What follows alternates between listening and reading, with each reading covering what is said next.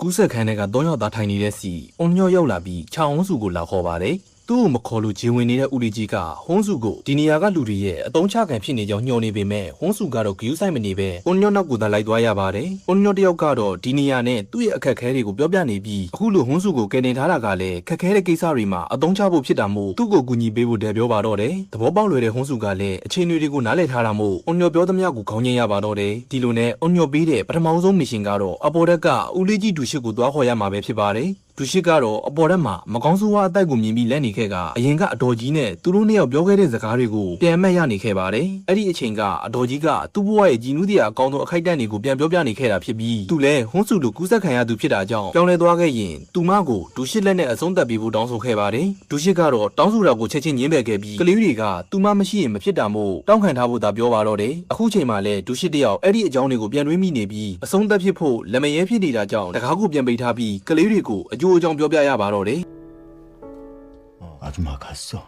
အောက်ထပ်မှာတော့အတော်ကြီးကသူမကိုအပြင်ထွက်လို့ရအောင်လုပ်ပေးရင်ရှိသမျှပတ်စံတွေပေးမယ်ဆိုပြီးဆန်းဦးကိုအပူကတ်နေတာကြောင့်ဆန်းဦးတယောက်နားပူနေခဲ့ပါပြီ။တို့ပေမဲ့သူကိစ္စတောင်မပြီးသေးတဲ့ဆန်းဦးကအတော်ကြီးကိုတွန်းထုတ်ပြီးအပေါ်တက်ကိုတက်ရတကားစီကိုသွားပါတော့တယ်။တကားကိုမဖွင့်ပေးဘူးဆိုတဲ့လူတယောက်နဲ့ပြဿနာတက်နေပေမဲ့အွန်ညော့ရောက်လာပြီးသူ့ကိုတားနိုင်မှာမဟုတ်လို့ဖွင့်ပေးလိုက်ဖို့သာပြောပါတော့တယ်။တကယ်တော့အွန်ညော့မှာလည်းအကြံတစ်ခုရှိနေပြီးသူ့ရဲ့အကြံစီတိုင်းလိုက်လို့ဖို့ဟွန်းစုကိုကတ်တိုးလေးပြောနေရပါတော့တယ်။တီးတန့်ကမ်းမှာတော့ဦးလေးကြီးကသူ့ကိုစားစရာပေးတာနဲတယ်ဆိုပြီးသူ့ရဲ့မိန်းမကိုပြဿနာရှာနေပါတယ်။တကယ်လို့သူမကောင်းဆိုးဝါးဖြစ်သွားရင်အတော်ကြီးကိုအရင်စားပြစ်မယ်ဆိုပြီးချင်းချောက်နှိမ့်ဆက်နေကဘေးကနေကြည့်မရတော့တဲ့ဟိုဘဲကပါဝင်ဖြန့်ဖြေပေးနေရပါတော့တယ်။ဆန်းဦးကတော့အပေါ်ထက်ကိုတက်လာခဲ့ပြီဖြစ်ပါတယ်။သူ့နောက်မှာတော့ဟွန်းစုကပ်ပါလာပြီးဒူရှစ်ကိုပထမဦးစားပေးအနေနဲ့ကယ်တင်ရမယ်ဆိုတဲ့အွန်ညော့ရဲ့စကားတွေကိုပြန်ကြားနေခဲ့ပါတယ်။အချိန်နေမကောင်းရင်ကလေးတွေကိုထားခဲ့ပြီးဒူရှစ်ကိုမရရအောင်ကယ်ဖို့အွန်ညော့ကတတိပေးထားပါတယ်။တစ်ဖက်ကအွန်ညော့ကိုလည်းစိုးရိမ်ကြောင်ကပြဿနာဆရှာနေခဲ့ပြီဖြစ်ပါတယ်။ဒီလိုလုပ်ဖို့မဖြစ်မနေလိုအပ်နေတာဖြစ်လို့နားလည်ပေးဖို့ပြောပေမဲ့ဤကြောင်ကတော့ဟွန်းစုကိုအသုံးချခဲ့တဲ့ရောက်အဖြစ်ပုံမသွင်းဖို့နဲ့လက်နက်တစ်ခုအဖြစ်မဆက်ဆံဖို့ဒေါသတကြီးပြောနေပါတယ်။ချောင်းစုက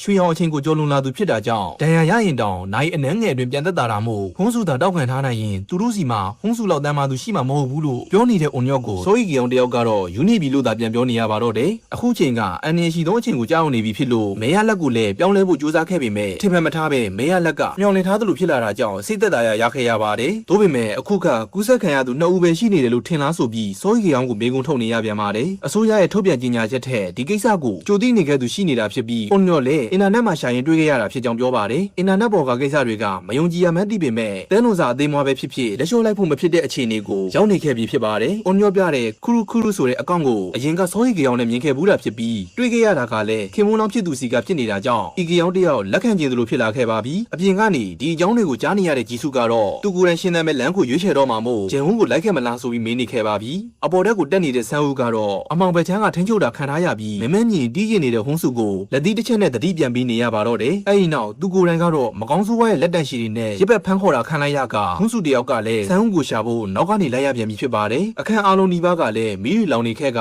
ဟွန်းစုစီပြေးလာပြီးတိုက်ခိုက်တော့မဲ့မကောင်းဆိုးဝါးကတော့မဲလိုက်နေတဲ့ယူရီရဲ့လက်ချက်နဲ့မှောက်သွားပါတော့တယ်။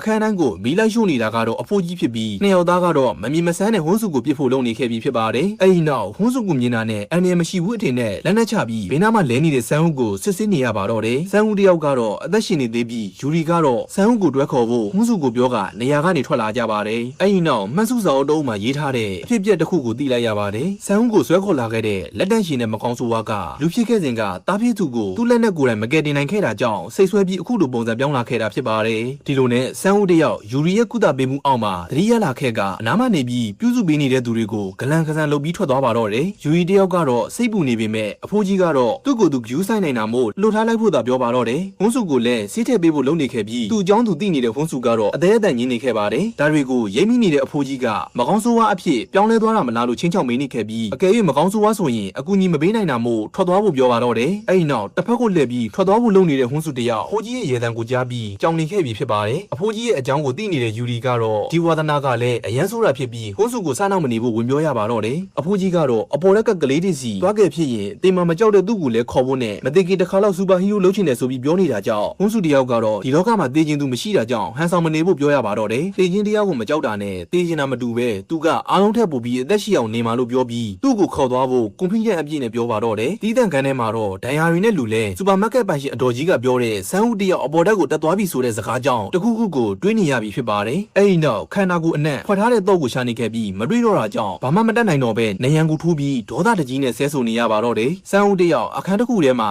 တနေရမကြံမှွေနှောက်ရှာနေခဲ့ပြီးနောက်ဆုံးမှာတော့ရလာတဲ့တော့နဲ့ဖွင့်လို့ရတဲ့အခန်းတစ်ခုကိုတွေးလိုက်ရပါတော့တယ်အခန်းထဲကိုဝင်သွားတော့စနစ်တကျမှတ်သားထားတဲ့အမှုကိုတွေးခဲ့ရပြီးကလေးတယောက်ကိုညှဉ်းပန်းနှိပ်စက်ပြီးတပ်ဖြတ်ထားတဲ့ပုံတွေကအစစုဆောင်းထားတဲ့လူမဆန်တဲ့ထိုလူကိုစန်းဦးတယောက်ကတော့ဒေါသတွေထွက်လွန်ပြီးဆဲစရာစကားပါပျောက်ဆုံးနေခဲ့ပြီးဖြစ်ပါတယ်လူရှိစီကိုဟွန်းစုယူရီနဲ့အဖိုးကြီးတို့ရောက်လာခဲ့ကြပြီးရောက်ချင်းမှာပဲဟွန်းစုတယောက်ကတော့အတော်ကြီးကိုစာမင်းနေခဲ့ပါတော့တယ်လူရှိလည်းဖြစ်ပျက်ခဲ့သမျှအကြောင်းကုန်စင်ကိုပြောပြရပါတော့တယ်အွန်ရော့ဂျီစုဂျန်ဝန်းနဲ့စောရီခေအောင်တို့လည်းအခုချိန်မှာသူ့ကိစ္စနဲ့သူဒုက္ခရောက်နေကြပြီဖြစ်ပါတယ်သို့ပေမဲ့အဆုံးသက်ဆိုတာရှိနေသေးတာမို့သူနီးသူဟန်နဲ့တောင်းခံထားကြဖို့ကိုသာအားလုံးကဆုံးဖြတ်ထားကြပါတယ်တီးတန်ကန်တွေကယွန်းကျဲဆိုတဲ့ဒဏ်ရာတွေနဲ့လူကတော့သူ့လက်ကိုသူဒဏ်ရာရအောင်လုပ်ပြီးအပြင်ကိုထွက်လို့ရအောင်အကြောင်းပြချက်ရှာနေပါတော့တယ်အပြင်ကလူတွေကလည်းဒဏ်ရာကပြန်မပြောက်တာကြောင့်ကူးဆက်ခံရသူမဟုတ်ဘူးလို့ယူဆပြီးယွန်းကျဲကိုအပြင်ထွက်ခွင့်ပေးလိုက်ပါတယ်ပုံမှန်နဲ့မတူပဲပူပန်နေတဲ့ယွန်းကျဲကိုကြည့်ပြီးဂျေဟွန်းကတော့တန်တရားတွေဖြစ်နေကအွန်ယူကတော့ထုံးစံအတိုင်းအနာကလူတွေကိုအရှိုက်ထိအောင်ပြောနေပြန်ပါတယ်ဒီလိုနဲ့သူ့အကြောင်းသူသိနေတဲ့ယွန်းကျဲကတော့ဆန်းဦးကိုခုခံဖို့ရရလက်နက်ကိုဆွဲကင်နေပြီဖြစ်ပါတယ်ဒေါသတကြီးနဲ့အပေါ်ဓာတ်ကနေဆင်းလာတဲ့ဆန်းဦးကိုဂျေဟွန်းကတားနေပေမဲ့တားမရတာကြောင့်ဆန်းဦးကြကြံခဲ့တဲ့ဖုံးကိုကြည့်ပြီးလွတ်ထားလိုက်ရပါတော့တယ်နောက်ကနေ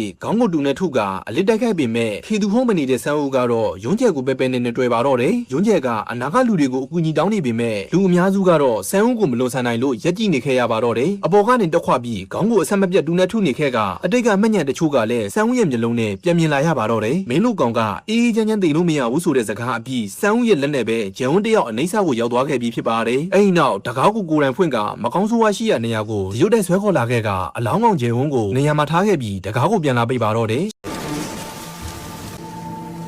ဘုံရောက်လာကတကားကိုအတင်းမပိတ်ဖို့ခုခံနေတော့သွေးလေးလေးနဲ့ဆန်းဦးတယောက်ဘာလို့ဒီလိုလုပ်ရတာလဲလို့ပြောပြီးသွေးထွက်လွန်ကမေးလဲသွားပါတော့တယ်တကယ်တော့ဆန်းဦးကယွန်းကျဲကိုအပြင်မှာထားခဲ့ပေမဲ့အပြင်ကအတော်ကြီးရဲ့သမီးဖြစ်သူနဲ့စူဝင်းရဲ့အလောင်းကိုသူ့မှာကြံနေတဲ့ခွန်အားနဲ့အထဲကိုမရရအောင်ဆွဲခေါ်လာခဲ့တာဖြစ်ပါတယ်ဒီလိုနဲ့မြစ်တာတဲ့ချိုးတက်နေတဲ့လူတွေလည်းအချင်းချင်းပြန်လဲဖြည့်ဆည်းပေးနေကြရင်ဘဝကြီးကိုရှေ့ဆက်ရတော့မှာဖြစ်ပါတယ်တင်ဆုံးသူတွေကိုနေရာတစ်ခုမှကောင်းကောင်းမွန်မွန်မြုပ်နှံပေးခဲ့ကြပြီးအမေတယောက်ဖြစ်လာတော့မဲ့စိုးရီကြောင်ကလည်းအတော်ကြီးစီကရှေ့ဆက်ဖို့ခွန်အားတွေရလာခဲ့ပြီးဖြစ်ပါတယ်ကဘာမီကိုအိမ်လုပ်ပြီးနေလာခဲ့တဲ့ဒိုင်နိုဆောတွေဟာလွန်ခဲ့တဲ့နှစ်ပေါင်း66မီလီယံကလေးကမျိုးတုံးပြောက်ကွယ်သွားခဲ့ရပါတယ်ဒီလိုပဲတနည်းနည်းတစ်ချိန်ချိန်ကြာရင်လူသားတွေလည်းမျိုးတုံးပြောက်ကွယ်သွားရမှာဖြစ်ပါတယ်ဒါပေမဲ့လူသားတွေရဲ့ဘိုးဘွေးတွေကရေတံမြေတံလေတံတို့ကိုခံနိုင်ဖို့နဲ့အသက်ရှင်မှုအတွက်နေထိုင်မှုပုံစံကိုပြောင်းလဲလာခဲ့ရပြီးအဲ့ဒါကိုစင်ငယ်ပြောင်းလဲခြင်းဖြစ်စဉ်လို့ခေါ်ပါတယ်အဆုံးသတ်ရှောင်လွှဲလို့မရတဲ့ကဘာပြက်ကိန်းသာရောက်လာခဲ့ရင်လူသားတွေကနောက်ထပ်စင်ငယ်ဖြစ်စီတွေကိုဆက်လက်ပြောင်းလဲရမလားလူသားတွေအဖြစ်ကြံနေခဲ့ရမလားဆိုတဲ့ theory တွေစတင်ထုတ်လာနေခဲ့ကြပြီးဖြစ်ပါတယ်ဒီနေရာလေးမှာပဲအပိုင်းကပြီးဆုံးသွားခဲ့ပါတယ်